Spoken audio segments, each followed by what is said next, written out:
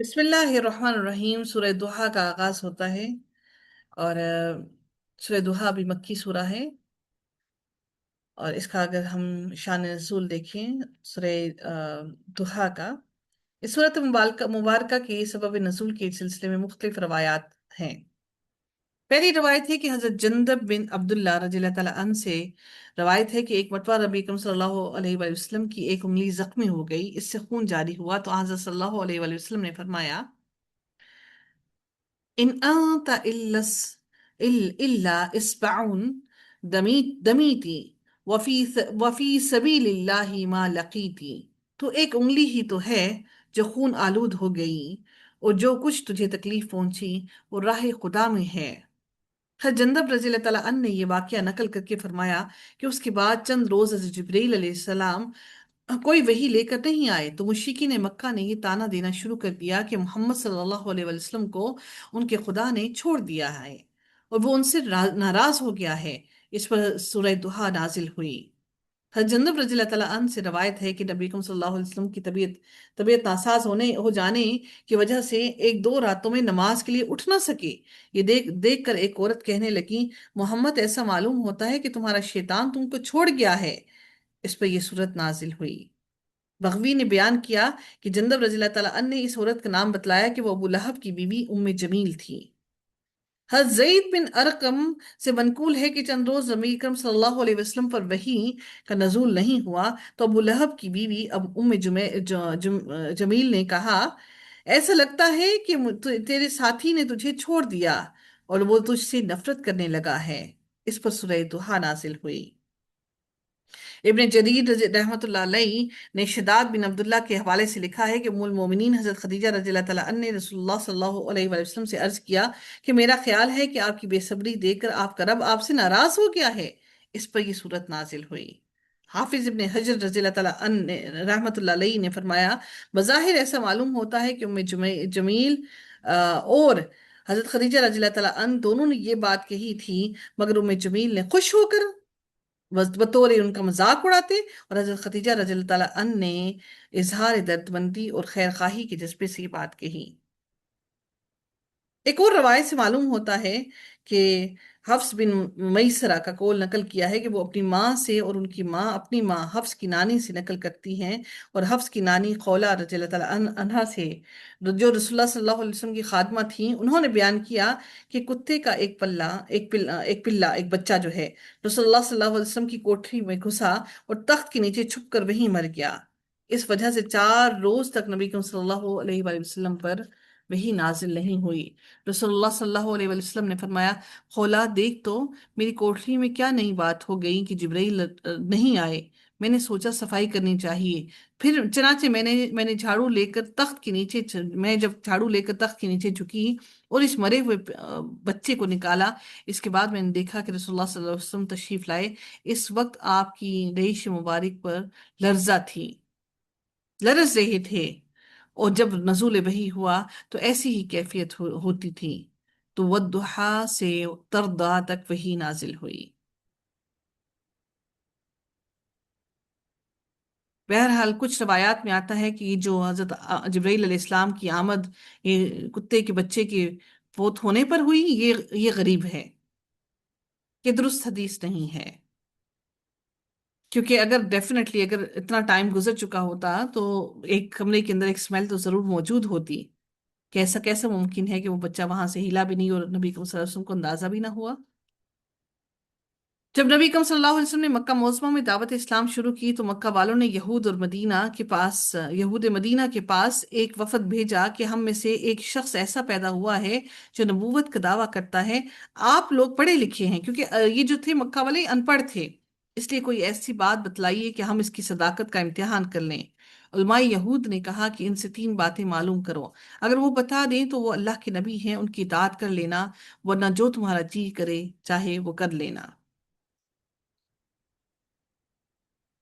हम अब इस सूरत का आगाज करते हैं।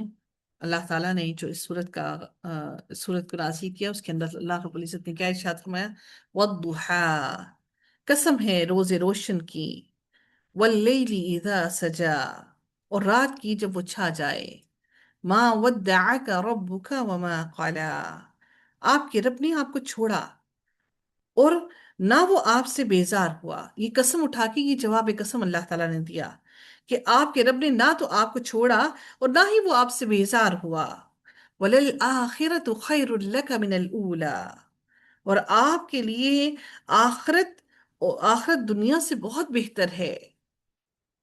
وَلَلْآخِرَةُ خَيْرٌ لَكَ مِنَ الْأُولَى.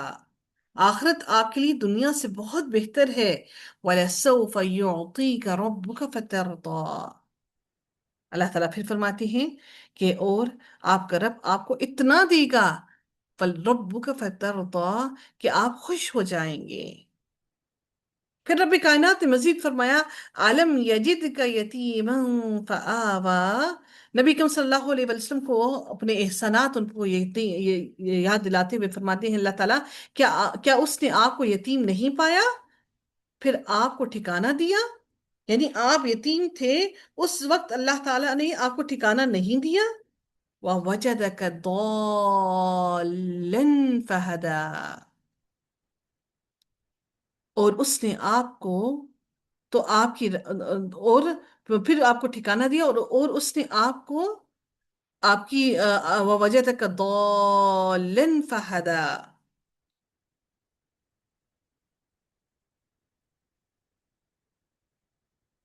جب اس نے آپ کو ناواقف پایا یعنی آپ جب واقف نہ تھے دین سے راہ راست سے جب اس نے آپ کو ناواقف پایا تو اس نے آپ کو راہ نہ دکھائی. ضَالًا وَوَجَدَكَ عَائِلًا فَأَغْنَى. اور آپ کو نادار پایا تو غنی کر دیا. کہ جب آپ کو تنگ دست پایا اللہ تعالیٰ نے جب آپ یتیم تھے مال نہ تھا دولت نہ تھی تو اللہ تعالیٰ نے آپ کو غنی نہ کر دیا کہ اللہ تعالیٰ نے آپ کے لیے حضرت خدیجہ رضی اللہ تعالیٰ عنہ کے لیے ان سے جب نکاح کروا کر آپ کے لیے اتنی آسانی کر دی.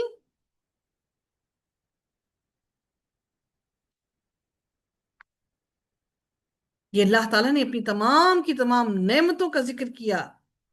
پہلی نعمت علم یجد کا یتیما فآوا.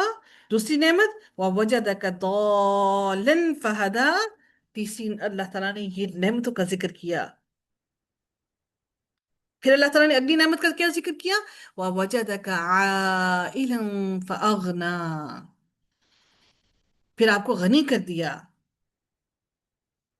جب آپ تنگ دست تھے تو تیسری نعمت کا کیا ذکر کیا کہ آپ کو اللہ تعالیٰ نے تنگ دستی کی حالت میں اللہ تعالیٰ نے آپ کو غنی کر دیا.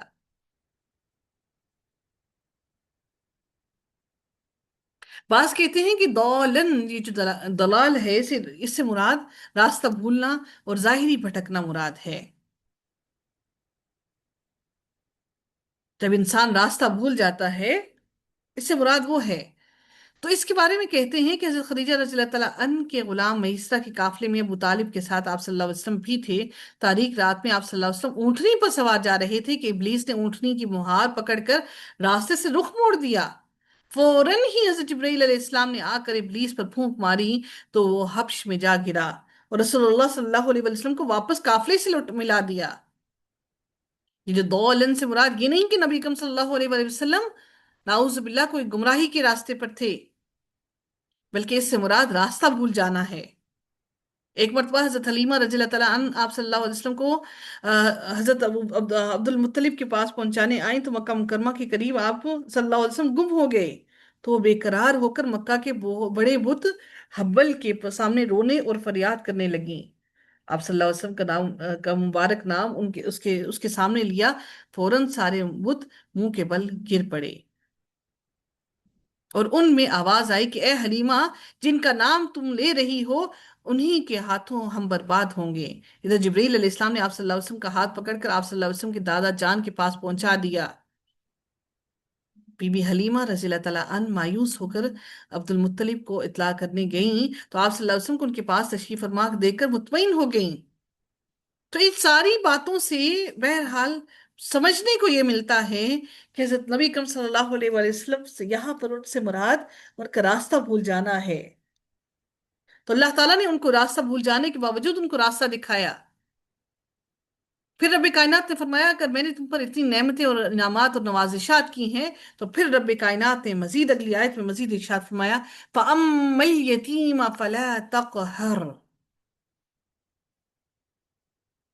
اللہ تعالیٰ نے اب یہ نبی کریم صلی اللہ علیہ وسلم کو حکم دیا. وہ کیا حکم دیا؟ کہ آپ یتیم پر سختی نہ کیجئے. پہلا، سب سے پہلے اللہ تعالیٰ نے فرمایا کس کے بارے میں؟ علم یجید کا یتیمن فآوا، پہلا، اور اسی کا پھر اللہ تعالیٰ نے آگے جواب دیا کہ یتیم کو پر سختی نہ کر. وَأَمَّا السَّائِلَ فَلَا تَنْهَرْ، اور سائل کو نہ چھڑکیے. کیونکہ اللہ تعالیٰ نے کیا کیا؟ وَوَجَدَكَ عَائِلًا فَأَغْنَىٰ، جب اللہ تعالیٰ نے آپ کو غنی کر دیا تو اللہ تعالیٰ نے کہا ایسے ہی تم سائل کو، سوال کرنے والے کو نہ جھڑکو. وَأَمَّا بِنِعْمَةِ رَبِّكَ فَحَدِّثْ، اور اپنے رب کے احسان کا ذکر کیجئے. جو اللہ تعالیٰ نے آپ پر احسانات کیے ہیں ان احسانات کا ذکر کیجئے. اللہ تعالیٰ نے اسی لیے نبی کریم صلی اللہ علیہ وآلہ وسلم کو ان تمام کی تمام باتوں کے احکامات کے حکم کر دیے کہ آپ نے ایسا مت کیجیے. 3 احکامات نبی کریم صلی اللہ علیہ وسلم کو اللہ تعالیٰ نے دیے یہاں پر. یہ صرف نبی کریم صلی اللہ علیہ وسلم کے لیے نہیں بلکہ ہم سب کے لیے ہے کہ ہم اللہ تعالیٰ کی نعمتوں کا ذکر کریں. وَأَمَّا بِنِعْمَةِ رَبِّكَ فَحَدِّثْ، ہر نعمت کا شکر ادا کریں. ایسا نہ ہو کہ ہم روتے ہی رہیں کہ ہمارے پاس یہ بھی نہیں، یہ بھی نہیں، یہ بھی نہیں، بلکہ اللہ تعالیٰ نے ہمیں حکم دیا کہ ہم اللہ کی نعمتوں کا ذکر کریں، بیان کریں اللہ کا شکر ادا کر کے.